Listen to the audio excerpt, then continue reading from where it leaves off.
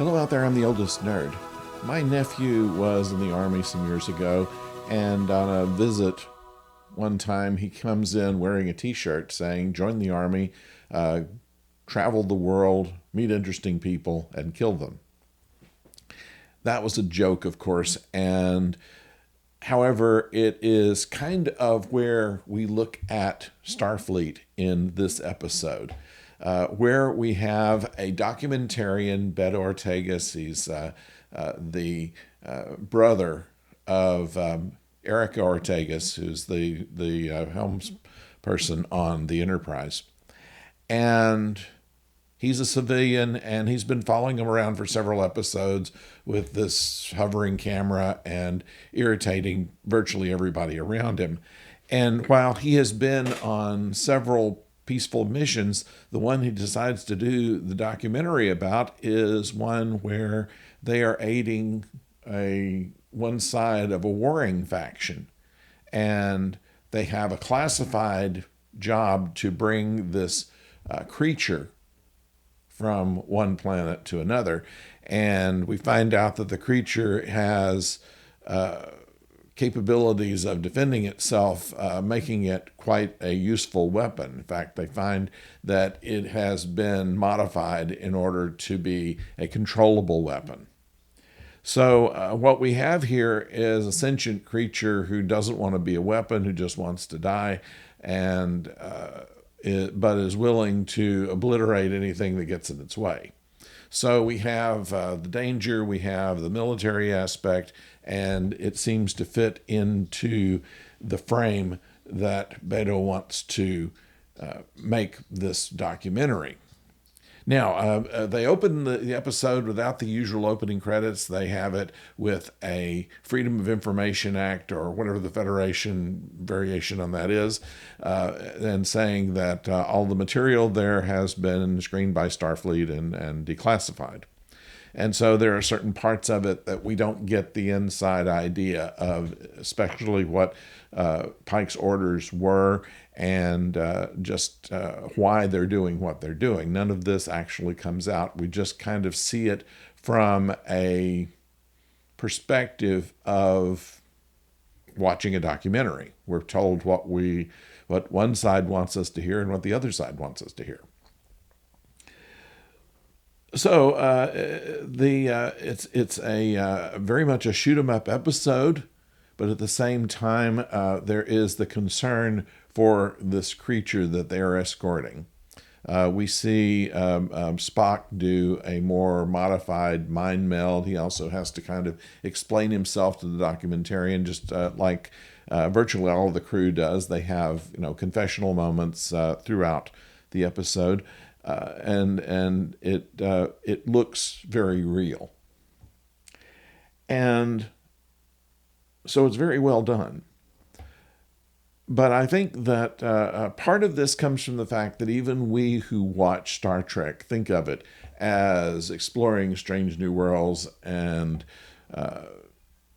seeking out new life and new civilizations. And the fact that that's in the opening thing is a nice ideal. But even in the first episode aired of the original series, they kill an alien.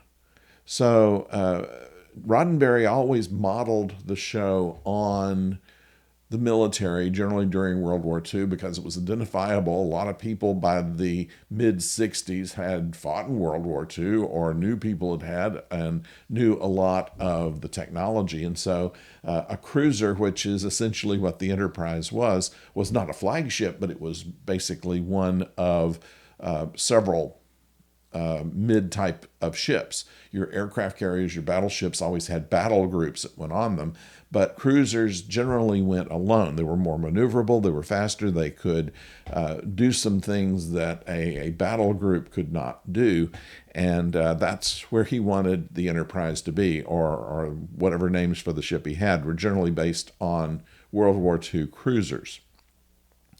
And similar to frigates in the sailing ship days, basically smaller, maneuverable, but still big ships.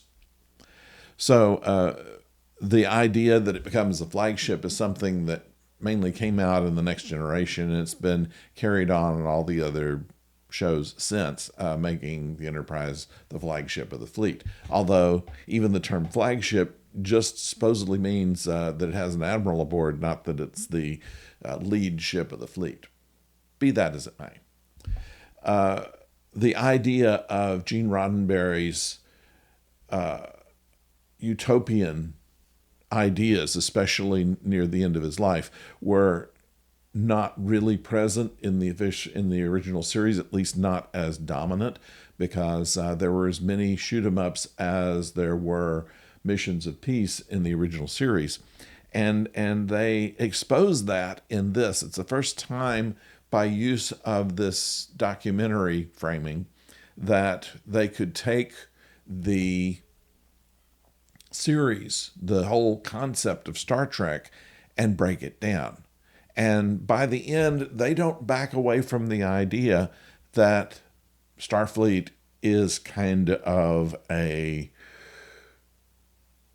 warlike colonization effort, but at the same time, they also are very idealistic and do want to seek out new life and new civilizations. And so that's where we find this paradox of the mission of Starfleet and the format of Star Trek. I think it's very well done. We get a chance to learn even more about the individual characters. In the course of the documentary, they have confessionals with the captain, with Ortegas, with Uhura, Spock, Chapel, Mbenga, and those characters. And we see the first time main engineering. We've seen their lab where they've used Scotty and Pelia before, but they actually showed a very quick shot of main engineering, which is very impressive. But we learn a little bit more about all of these people, about how Spock is working on the understanding of his human half and joined Starfleet for that very purpose. That's something that was kind of covered in the Kelvin films, but not really in the main universe.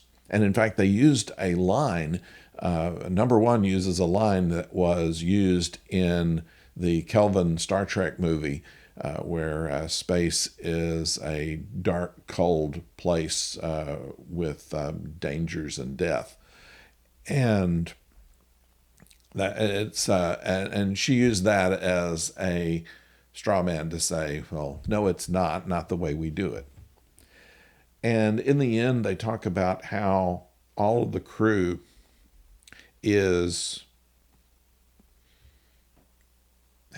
makes themselves better people by being part of Starfleet. So while it ends on a note that we would like it to, the documentarian never backs away from the idea that they're also somewhat warlike and somewhat colonial. So that's my thoughts on this episode. I think it's possibly the best of the series. I really enjoyed how they did this. It was all, it did not have any comic relief in it, which I like on this series, but in this one, it fits very well this idea of deconstructing what Starfleet is. So, thank you for joining us. I hope you like our new arrangement here. We have emptied out Farpoint Studio and have converted it back to a garden shed, and have taken my study and moved most of the stuff that I've used in here now, and this is where these videos will come from. I hope that you like the setting, and we will be tweaking it as time goes on, but this is it. So thank you for joining us. We'll see you on Tuesday with another Babylon 5 review. We'll be talking with Professor O on movies on Thursday and another Strange New Worlds on Friday. Until then, don't go far.